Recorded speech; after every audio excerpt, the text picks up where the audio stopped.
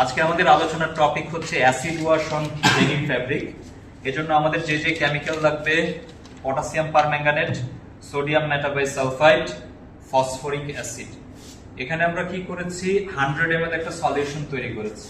যে সলিউশনের মধ্যে আমরা 1 গ্রাম পরিমাণ হচ্ছে পটাশিয়াম পারম্যাঙ্গানেট দিয়েছি এবং 1 ml হচ্ছে ফসফরিক অ্যাসিড দিয়েছি।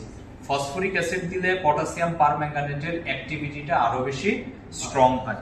এখন আমরা যেটা করব, এই যে আমার হাতে কিছু স্টোন দেখতে পাচ্ছেন, এগুলাকে বলা হয় হচ্ছে পামিস স্টোন। এই স্টোনগুলোর বৈশিষ্ট্য হচ্ছে স্টোনগুলো হচ্ছে হাইলি পোরোস এবং খুবই লাইট ওয়েট। এই স্টোনের মেইন এলিমেন্টের নাম হচ্ছে সিলিকন ডাইঅক্সাইড, যেটা হচ্ছে ফ্যাব্রিকের গায়ে অ্যাব্রেশন করতে পারে এবং এই স্টোনগুলো অনেকটা স্পঞ্জের মতো। এই স্টোনগুলোকে যদি আমরা এই কেমিক্যালে রেখে দেই, তাহলে স্টোনগুলো আস্তে আস্তে স্পঞ্জের মতো কেমিক্যালটাকে হচ্ছে সোক করবে।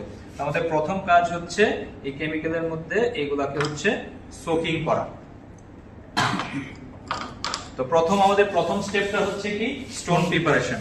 স্টোন প্রিপারেশনে আমরা এটাকে হচ্ছে সোকিং এর জন্য কিছুক্ষণ রেখে দেব।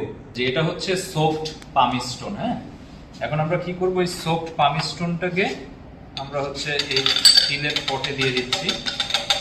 ঠিক আছে, এর সাথে আমরা হচ্ছে একটা ফ্যাব্রিক স্যাম্পল ভেতরে দিয়ে দিলাম, এটা বন্ধ করে দিলাম।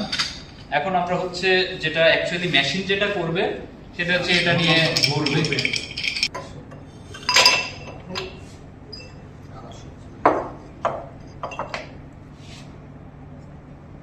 এটা এই যে ব্রাউন কালারটা যেটা, এটা অ্যাকচুয়ালি ম্যাঙ্গানিজ ডাইঅক্সাইড।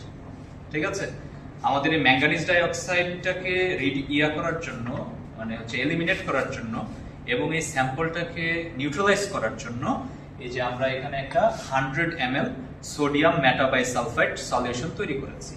এখন এই স্যাম্পলটাকে যে অলরেডি দেখতে পাচ্ছেন ফেডিং হয়েছে বিভিন্ন জায়গায় এবং একটা ফ্রস্টেড ফেডিং, এই কারণে এটাকে অ্যাকচুয়ালি আইস ওয়াশ বলা হয়ে থাকে। তো আমরা এই স্যাম্পলটাকে দিয়ে দিব। এই যে দেখতে পাচ্ছেন বাদামি কালার, এটা আমরা 15-20 মিনিট প্রসেস করলে এই কালারটা কিন্তু চলে যাবে।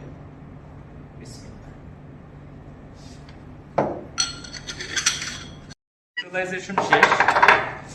আপনারা দেখতে পাচ্ছেন যে অলরেডি কালার চেঞ্জ দেখা যাচ্ছে, তাই না? এই যে বাদামি কালারটা বলেছিলাম, এই বাদামি কালারটা কিন্তু এটার মধ্যে আর নেই।